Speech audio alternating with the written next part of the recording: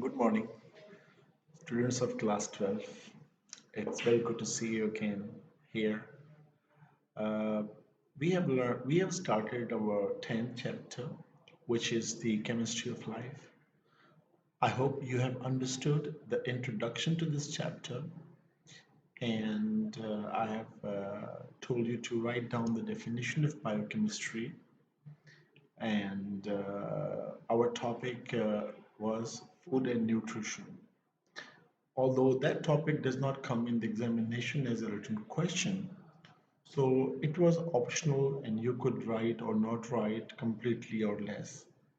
But for a multiple choice question, that topic was really good, especially in minerals, what minerals are found inside us, which ones are metals, which ones are non-metals and their role.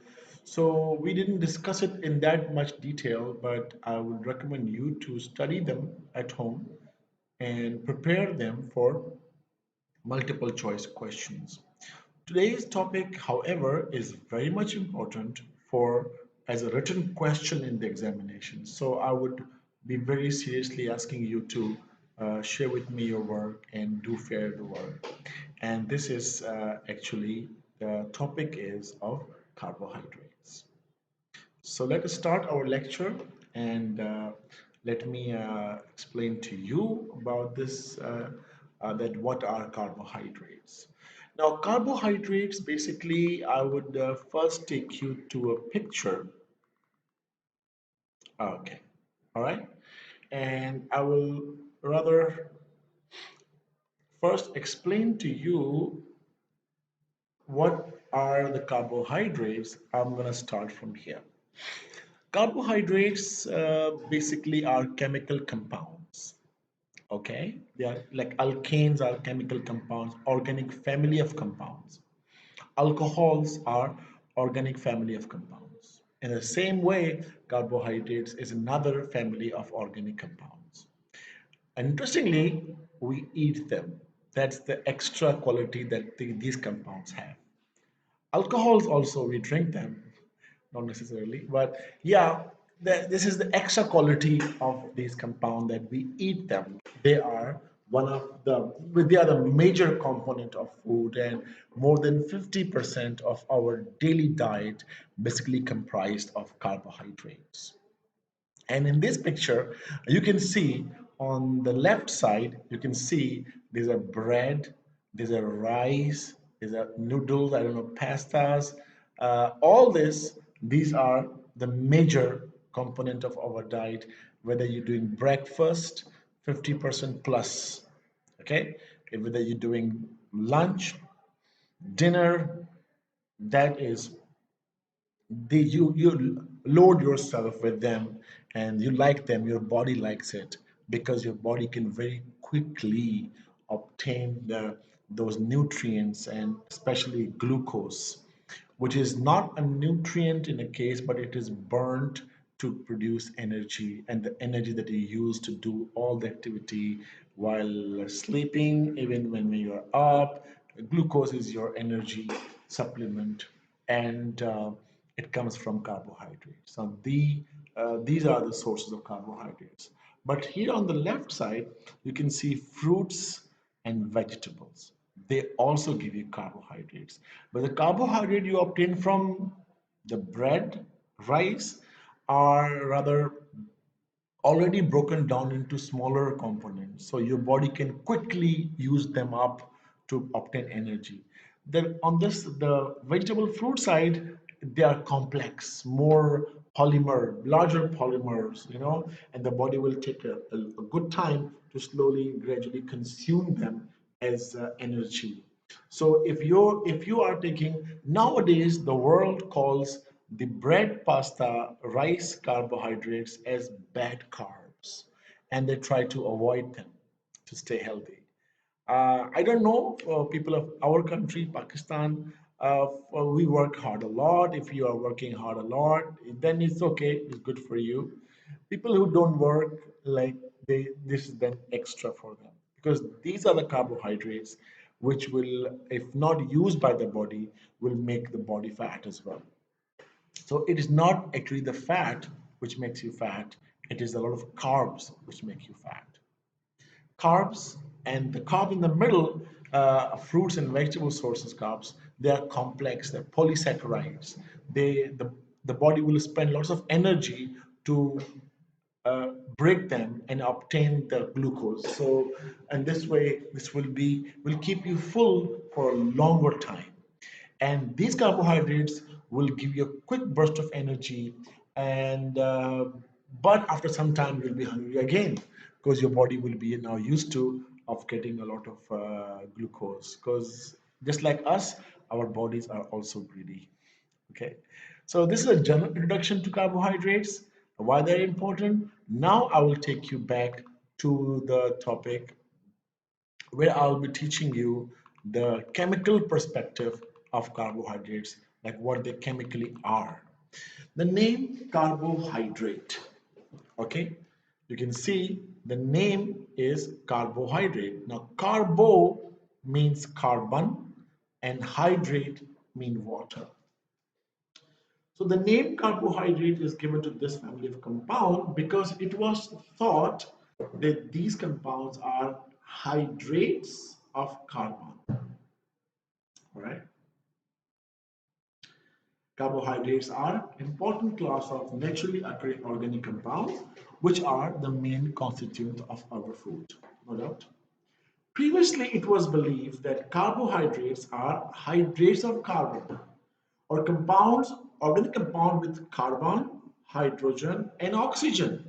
But hydrogen and oxygen in the same ratio as they are in water, like H2O. All right, you can see that the general formula used to be CxH2OY. Now CX, number of carbon is different, but H2OY, it means the H2O are in the same ratio as in the water. In order to make you understand CH2OY, I will write for you some important carbohydrates and how they obey the formula of CxH2OY. But it is a previous definition.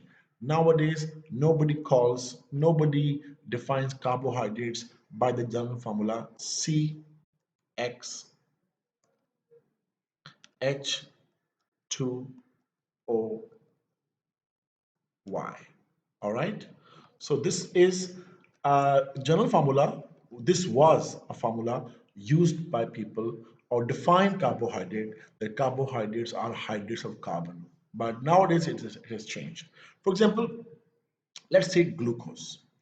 Glucose is basically C6H2O, okay, H2O 6, because when 6 multiply with the 2, what do you get? What is the answer? It will be C6. All right, it will be C6, and then 6 2s are 12, H12, and then 6 1s are 6. So this was a thing that only those compounds are carbohydrates which follow this general formula CxH2OY. You put any carbohydrate to test, you will see that majority of carbohydrates are like this. They follow the formula CxH2OY. All right. I hope you understand this one. The other important sucrose. This is glucose. Okay. Now let me tell you about sucrose. Sucrose is C11. It is H22 and it is O11. Now, if you take 11 common, this can be written as C11 and H2O and 11 common. So 11 to the 22. Now, looking at the glucose and sucrose example, you can understand the formula CxH2OY. Now for glucose, what is X? 6. And what is Y? 6. Because 6 to the 12. And for sucrose, what is X? It is 11. And what is Y? It is also 11. Mostly they are equal, but sometimes they are not equal. So this is the previous definition of carbohydrates. Carbohydrates were considered as those organic compounds which obey a general formula CXH2OY, or the compounds, the organic compounds, which contain carbon, hydrogen, and oxygen in such a way that hydrogen and oxygen are present in the same ratio as they are present in water. Got it? This is the old definition of carbohydrates. But this changed. Why this changed? Let us look at formaldehyde. Look at formaldehyde. C H, sorry, CH2O. This is formaldehyde. HCHO. The HCHO also means, okay, uh, HCHO also means CH2O. So, but formaldehyde is not carbohydrate. So the general formula CXH2O and the definition actually fail because many compounds were not carbohydrates, but they were still following this general formula. And if you're not impressed with formaldehyde, let me take you to acetic acid. Okay, so what is CH3COOH? Now, can you write me how many carbons are there?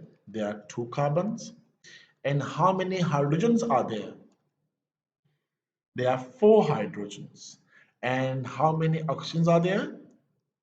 There are two oxygens.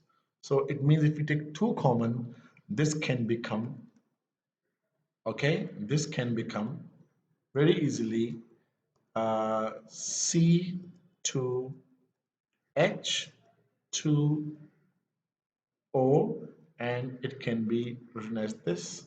So acetic acid, obviously, it is not a carbohydrate. You know, I know, it doesn't taste like carbohydrate. Most carbohydrate will taste sweet or sweet or tasteless. But acetic acid, of course, is not. So compounds like acetic acid, formaldehyde, many other compounds, if you search, you will find many compounds which contain organic compounds, which contain hydrogen and oxygen in the same ratio as they are in water, but they are not carbohydrates. So the definition that carbohydrates are hydrates of carbon or carbohydrates follow general formula CXH2OY was taken as wrong because it could not satisfy the because many compounds were following this formula but they were not carbohydrate, and similarly some carbohydrates were not following this same formula, okay, such as ramnose. Okay, ramnose does not obey this formula. So I hope you get it. All right. This is the old definition. So if carbohydrates are not hydrates of carbon, all right. If they are not hydrates of carbon, then what are they? Okay. If carbohydrates are not the organic compound with carbon, hydrogen, and oxygen, in which the H and O are in the same ratio as they are in water, then what actually are carbohydrates? It took a while to scientists to know. And when they did their work, after some time, it was revealed that carbohydrates are, of course, organic compound with the two functional groups. They contain hydroxy, OH group, with aldehyde group alongside, a combination of aldehyde and hydroxy group, or a combination of ketone and hydroxy group. In ninth chapter, you have learned alcohols have hydroxy group. Aldehyde ketones have the carbonyl. So carbohydrates have them both in one place. I'm not saying aldehyde and ketone in one place, but aldehyde with lots of OH or ketone with lots of OH. So when you define carbohydrates, what are you going to say? Polyhydroxy aldehydes or polyhydroxy ketones, right? And those substances which upon hydrolysis in water can produce such substances are called carbohydrates. Now you look at a starch or cellulose, they are not directly, they are large polymers. But when you hydrolyze them, you can bring them to the simpler compounds. You can easily see lots of OH with the hydroxy group or lots of OH with the aldehyde group. Look at the screen. You can see these two compounds share the same molecular formula, which is the C6H12O6. I would take some time here. I will seek your attention here, and I will tell you that C6H12O6 is the molecular formula for both of them. If you count 1, 2, 3, 4, 5, 6 carbon here, 6 carbon here, and 12 hydrogen here, and 12 here, and of course 6 oxygen. 1, 2, 3, 4, 5, 6. But if you can see there in the light blue color that the carbonyl groups, one valency with the carbon, one with the hydrogen, it's clearly aldehyde group, right? Can you judge the difference? Is it aldehyde group? And what is this? Ketonic, because the carbonyls, both valencies are combined with two other carbons. So this is a ketonic version. This is an aldehydic version, but so many hydroxy, OH, OH, OH, OH, and OH. And it is different location of this OH which will make further isomers, so many isomers for glucose and so many isomers for fructose. So I have forgotten to tell you here that the aldehydic group is present in glucose and ketonic group is present in fructose. And I have taught you this in the sixth chapter of organic chemistry when I was teaching you functional group isomerisms. Okay, so they have many OH group. This OH has polar H plus, partial plus, and O minus is a great ability to dissolve in water. These hydroxy groups. Okay, and these you're looking at their straight chains. Actually, glucose and fructose are ring structures. They are not straight chains. But this is for simplified form. Now, according to the IUPAC, this sugar on the left side is called an aldose sugar because it's aldehyde group. It's called aldohexosis or aldohexose. Sorry, aldohexose because os is the suffix for carbohydrates. So why aldo? Because it has aldehyde group here. Why hexo? 6 carbon. And why os? It's a carbohydrate. So if glucose IUPAC name is aldohexose, what is the fructose IUPAC name? Ketohexose.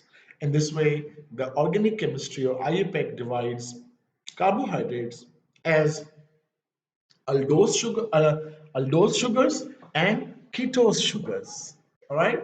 However, the IUPAC was developed very, very late. So there's a difference. IUPAC was developed very, very late actually. So before IUPAC was developed, before these chemicals were understood properly, there were different definitions. Okay. And carbohydrates come from cereals, most cereals, wheat cereals, maize, rice, excuse me, barley, millets, potato, roots, yep, honey, sugar, cane sugar, fruits. Fruits have lots of sugar. So if you are taking a lot of fruit, worldwide, fruits are not considered as healthy as we think here in Pakistan. So because they are packed with a lot of sugar, and sugar is addictive. It will make you addicted to it. So now, before IUPAC, how they used to classify carbohydrates? This is a question which comes in examination. What are carbohydrates? How are they classified? Okay, in the beginning, when science was just new, they divided the carbohydrates as sugars and non-sugars. I mean, which tests sweet and dissolve in water are sugars. Glucose, sucrose, fructose are all sugars. They taste sweet. Fructose, very sweet. Sucrose, sugar contains, now sucrose contains both fructose and glucose. So they are sweet in taste and they are water soluble. Uh, and non-sugars are tasteless. They are amorphous. They are polymers. Polymers are basically amorphous substances. And of course, they are water insoluble. This is the first classification. Starch is water insoluble. Cellulose is also water insoluble. So starch, if you know nishasta, in Urdu we call it, and if you have ever made in the kitchen, it does not dissolve in water. It remains as it is. And when you cook it, the water is dissolved and it stays like that. And the next is cellulose. It is plant protein. Plants are made from it. It's also water insoluble. So this is the first classification, taste based on taste. Then the sugars were divided in two types: reducing sugar and non-reducing sugar. Basically, filling solution. If you know from the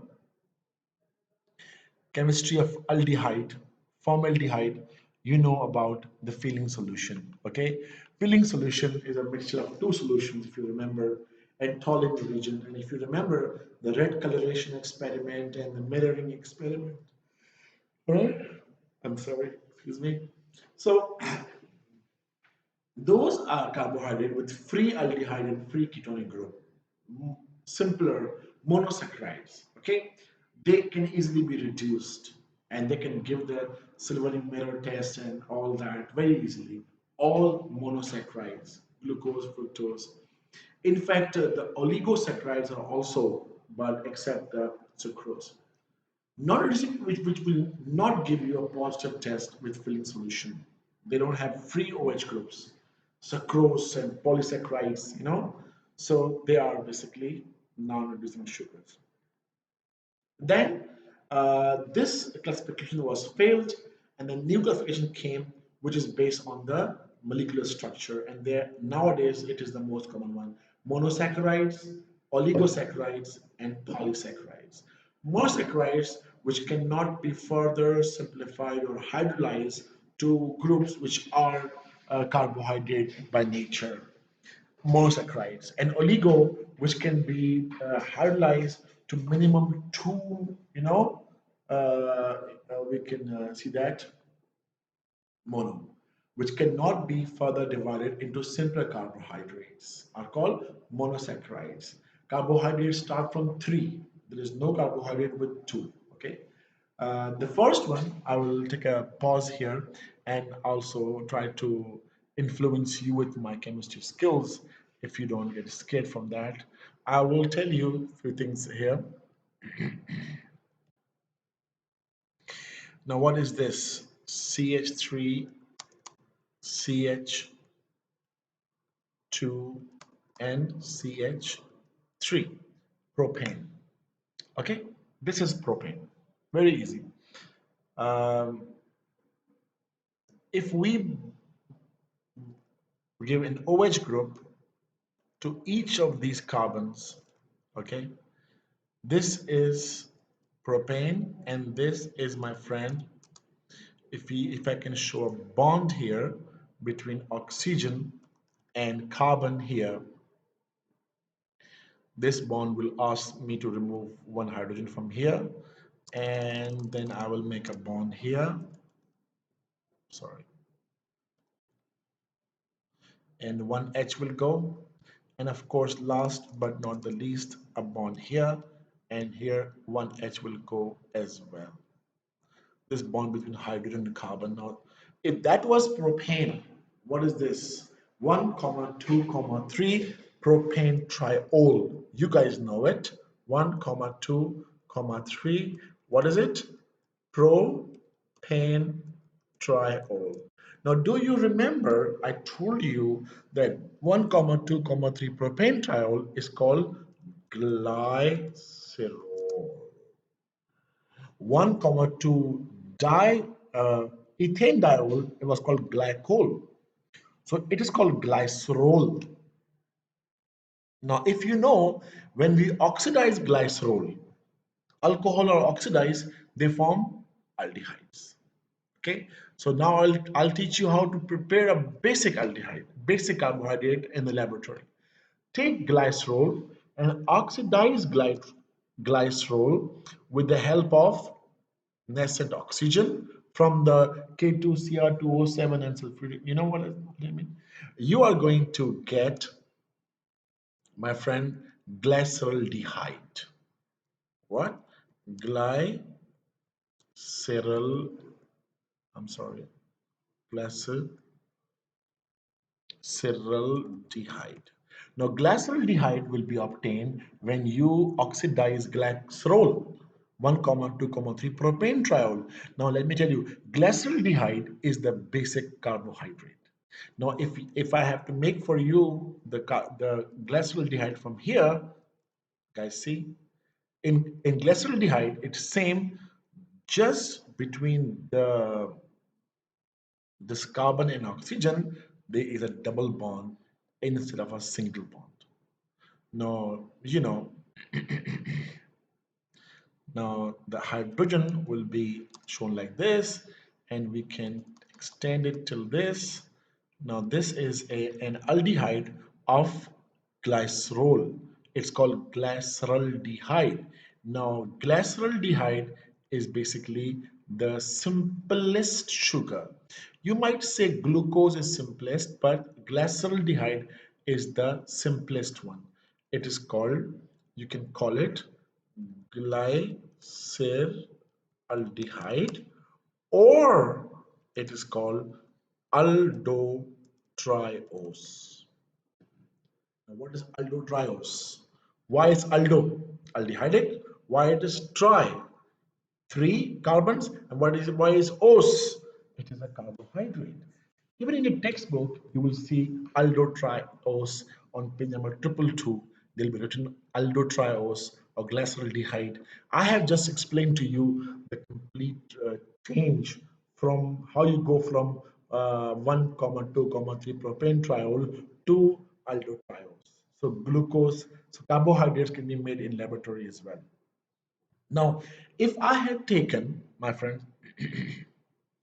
uh, hexane, like hexane here, hexane, hexaol, okay, like a 6-membered carbon, and I oxidize it. What do I get? I get a straight chain glucose.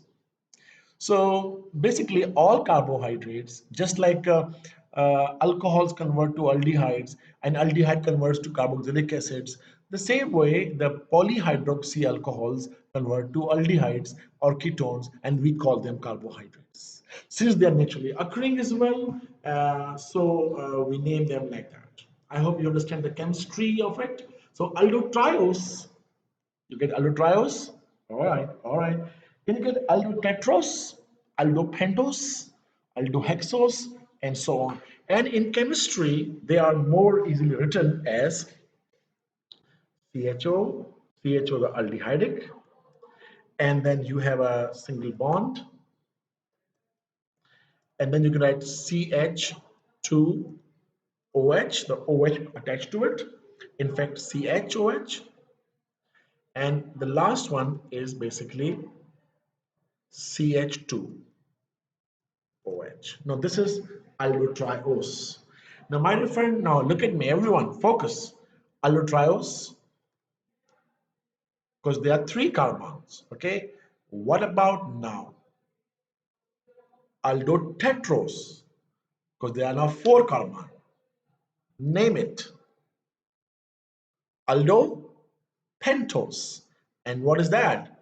Aldohexose. Now aldohexose is basically the glucose. This is glucose, okay?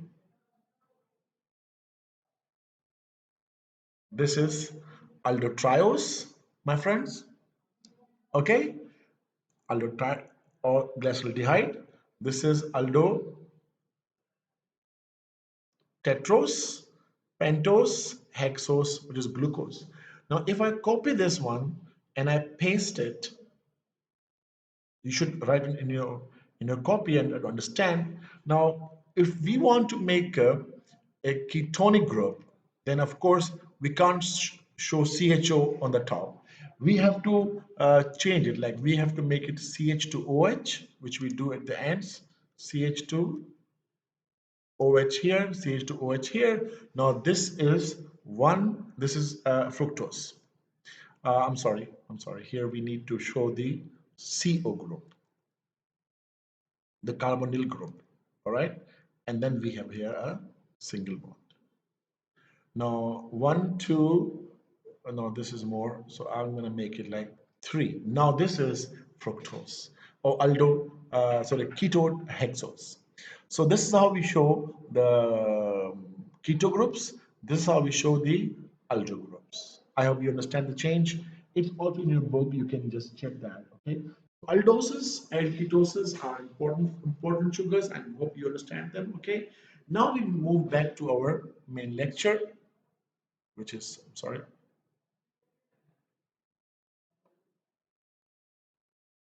which is the monosaccharides and the polysaccharides. Now, the monosaccharides, as I mentioned, okay, cannot be further divided or simplified or hydrolyzed to further simple sugars. Okay, minimum 3 and maximum 10. Now 3 will be either aldotriose or ketotriose, and 10 will be aldodecose or ketodecose. Glucose is the hexose. Fructose is also hexose. Difference is that glucose is the hexose and fructose is the ketohexose. Now, the monosaccharides can be aldehydic, they are called aldoses. If they have ketone, they're called ketones. Okay.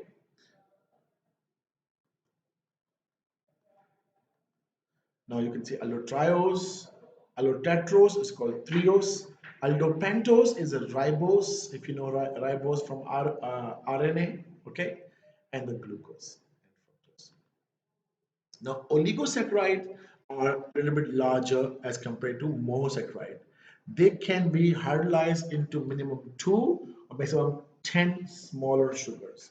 Like sucrose give you a fructose and glucose. Sucrose is basically called sugar. So when you eat sugar, it divides into fructose and glucose. The glucose can be used to is burned to get the energy. Fructose is then stored as a body fat. Maltose contains two glucose units. So maltose is better as compared to sucrose. Lactose is a milk sugar. It also a disaccharide. So these three you're looking at are disaccharides. They are oligosaccharides. So oligosaccharides can be disaccharides, trisaccharides, up to the decasaccharides. For us at this level, we are only concerned two important monosaccharides, glucose, fructose, and three important oligosaccharides, sucrose, maltose, and lactose. The polysaccharides are those which are 10 or more than 10 monosaccharide units. Okay, glycogen. Now, glycogen is inside our bodies, in our muscles. Okay, not these muscles, but heart muscle, which this is a stored glucose. If you take a meal, you take, let's say, 100 units of glucose.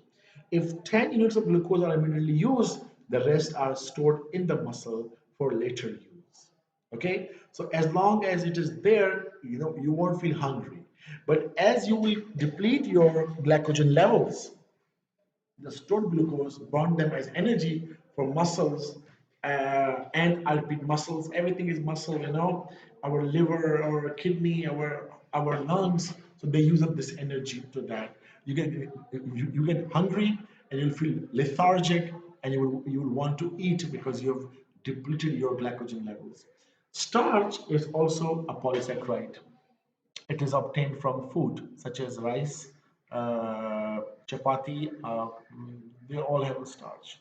The other examples are amylase, amylopectin, and cellulose.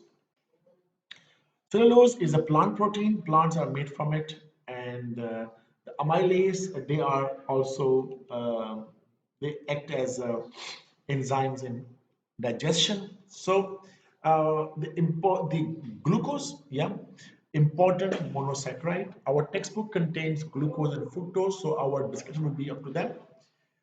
Since it contains an aldehyde group and six carbon atoms, so we call it aldohexose.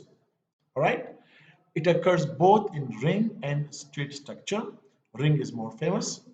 The ring is called pyranose structure. And glucose, basically, if you leave glucose and you put light on the plain polarized light in glucose, you will see the OH group in the glucose, especially the lower one, the second last one, will move from left towards the left side. Okay, so sorry, to the right side, right. Glucose is also called dextrose. Dextrorotatory are those organic compounds which rotate the plane of polarized light to the right. Our book says right to right, but it's really light to right. You must understand this. In your textbook, there will be written as light to light, so kindly focus on that. So glucose is dextrorotatory, fructose is a levorotatory. Fructose, I haven't taught you, in our syllabus, it's called optical isomerism. Isomerism where light is changing, it indicates how the OH group are rotating. Okay, alkanes no rotation because HH are same on both sides. Those carbon which are bonded to two groups and they are different molecular weights, the two atoms are going to rotate. Okay, so if they rotate towards the right, dextrorotatory, towards left, levorotatory. That's why we use D glucose or glucose D. The D stands for dextrorotatory. Fructose is L because it's a levorotatory. It rotates the plane of polarized light to right. Now you can see here, my dear friend, I was asking about the fifth carbon. Look at the fifth carbon. To check this levorotatory or dextrorotatory nature, we actually go from first carbon to the fifth carbon, not the last, the second last carbon. It is the second last carbon where we see observe the movement of the OH. Okay, because these groups are at the end, so we will check the group away from the functional group to reduce the polar effect or pi electron effect. So the farthest from the functional group but before the last, this OH. Now for glucose, this OH rotates right side towards the right side, so we call it D glucose or dextrorotatory glucose. Okay, mostly the first carbon has an affinity for the fifth carbon. So if you just look at the screen for a while and look at this pi bond, can you make it like this? 1, 2, 3, 4, 5, and 6. Okay. Now this pi bond, if this pi bond breaks, this pi bond breaks. Okay, and this OH here, the OH on fifth carbon, and the and you know can bond. Now you can see again on the screen, if the pi bond here actually breaks and one pi bond join with the oxygen, okay, and the H comes on that side of the, you know, and this H comes over here, this will become OH basically. So if you see this red colored H, now it's OH. Why it's OH? Because the hydrogen of the oxygen has left oxygen and came here. Because this oxygen is acidic in nature. So it will donate its proton to this oxygen. So it will become OH. And this carbon will bond with the oxygen and you get a ring structure. This is the famous ring structure of glucose. If you haven't understood, once again, this oxygen, which you can see the pointer is showing, or okay, or I can show you like this. If I can try. This hydrogen here goes to this oxygen. So how will this H bond to O if the pi bond breaks? If the pi bond breaks, the bond will be with the hydrogen and this O will become the OH. Okay. So if one bond will bond with H, where will the other bond go? The other bond will go and bond to oxygen here. So you will have from this structure. This one is open chain and this one is closed chain. Now this is called the pyranose structure, a ring structure of glucose, which you have to make. Now if this is down, if the OH is down, it's called alpha isomer. And if the OH is up, it's called beta isomer. So they both are D glucose. This is D alpha and this is D beta. We also use plus minus. So D alpha is plus and the D beta is minus. They are isomers of each other. This is called alpha D plus glucose. Why alpha? Because its OH is down. What is this called? Beta D minus glucose because the OH is up. When these two naturally occurring glucose molecules are mixed in a container, okay, they will rotate and come to an equilibrium, and this is called mutarotation, where the different isomers of glucose are placed in the same container. You will find the details on page 222, that when we combine the isomers of alpha and beta of glucose, they combine, they come into to an equilibrium and form the mixture. And basically the details are not in our textbook. The alpha glucose rotates the light at some angle. I don't remember the angle now. The beta at some other angle. So when you combine them, then they both come to one angle of rotation, and this is called mutarotation, obtaining the similar angle.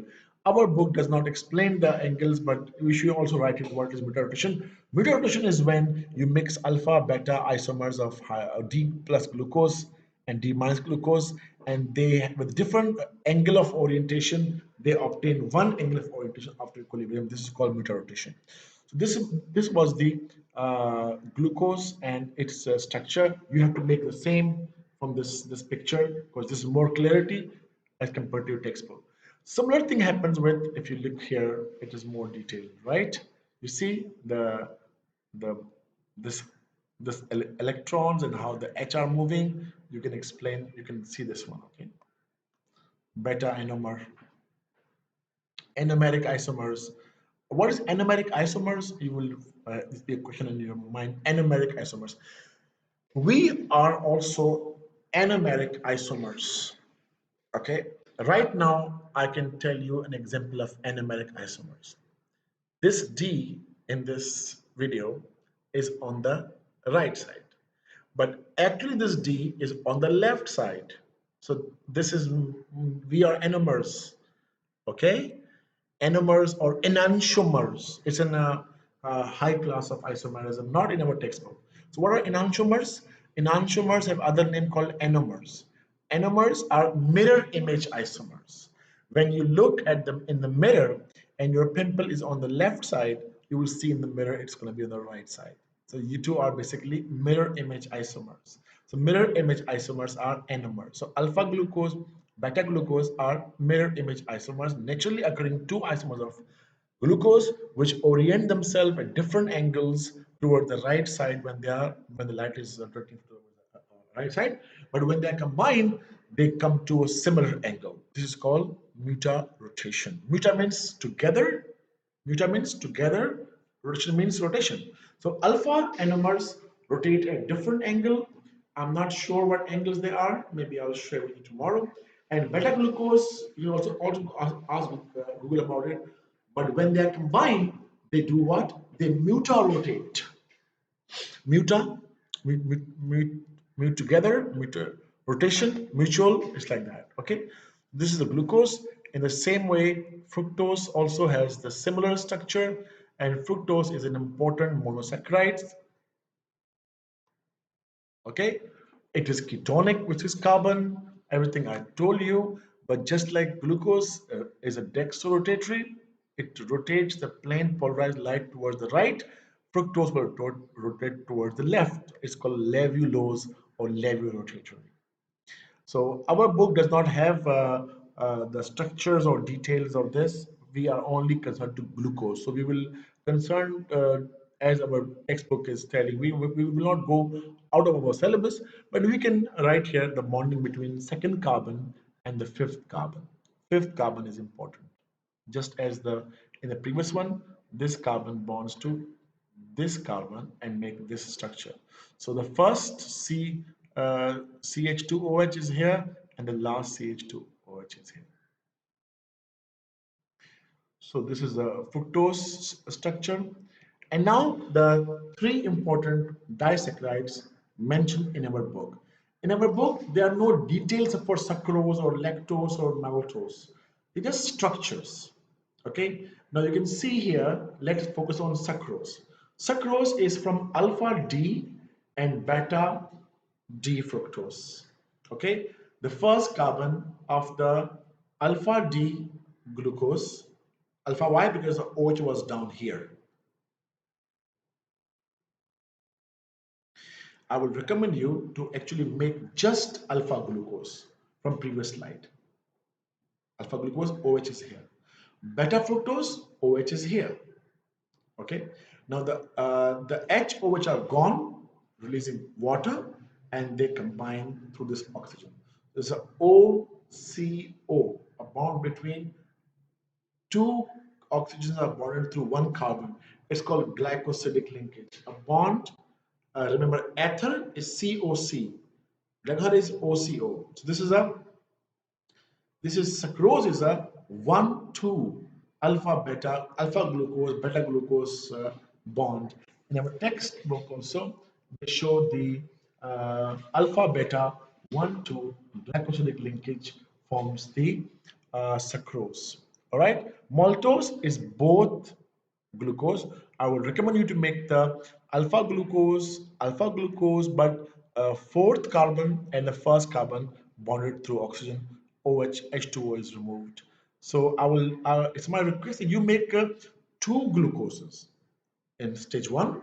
Stage two, you indicate the fourth carbon and the first carbon interacting, releasing H2O, and then they are bonding. It's easy.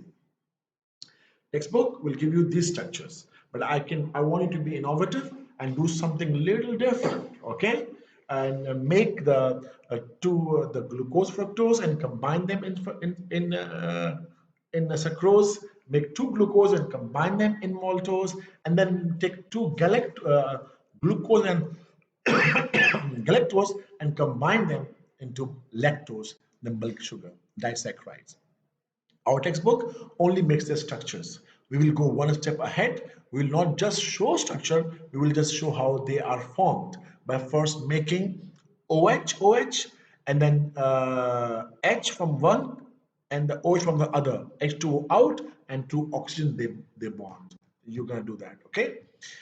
This is a homework, and I will see how you do it. It's also a challenge for you. Let's see how you do it. Okay, then we jump to the polysaccharides. Polysaccharides basically, you know, 10 or more than 10 simple units. And there are different types. The animal polysaccharide is glycogen. It's in us. We have it. Okay. We have organs and muscles all around our body. So if we take glucose, extra glucose, then again makes a polymer called glycogen. It's also a polysaccharide. Muscles and liver. Uh, Plant sucrose, starch, they come from plant. They are polysaccharides. Now, the in the book it is mentioned about how many glucose are present in different starch and in cellulose and even amylase. You better write that from your textbook. Now, why are carbohydrates important? Major type of our energy source, and they also make ribose and deoxyribose, which makes the DNA and RNA for us. They are hereditary carriers. Students of biology know this already. Okay, it's why the children are like the parents, because they carry the same RNA and DNA, and the species in the same group have very close RNAs and DNAs. Okay, our RNA, our this chain is very close to the monkeys. Okay, Anyway, so we go to the next one, and glucose with oxygen burns and gives you 280. This goes to ATP and it gives you the energy to do work. Okay, starch, you know, they are hydrolyzed to glucose by the action of different enzymes. Glucose is transferred from the every cell of our body through blood, and then slow combustion of glucose provides the energy to every cell of our body to do different functions. And our body store glucose for the rainy days in the liver in the form of glycogen. All right. So during fasting, when you're fasting, okay, that's interesting because many of you might be fasting. When you're fasting, what happens? Your body uses all the glycogen inside you and supply you energy.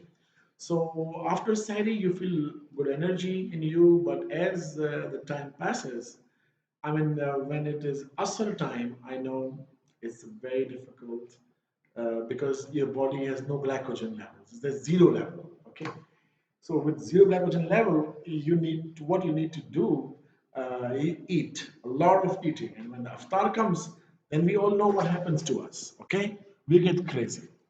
So we celebrate Ramzan as month of not eating and patience with eating, but I don't really understand what happens to us. Okay, you go to grocery stores everywhere, people want to eat more. They're more food hungry than in the normal days. So this is because they don't have glycogen. This is what science tells us about it. So my dear friends, this is the detailed introduction of the glucose, and I hope you liked it. I hope you will work on it. You will enjoy it. You do some research in your textbook. Check this video completely thoroughly, and once you are done with it, then you go for the then you can go for book and read from there. And then once you master these concepts, make it your fair copy and kindly share with me because it makes me really happy. It's thing what I'm doing is really it has been used. I'm helpful in some way. If any questions, you can kindly ask me. I'm already there for you. I reply to everybody's questions and I check everybody's homework. Thank you so much. This was the session with carbohydrates, and this session will end here. And after the session, we are going to discuss in details tomorrow about the after carbohydrates.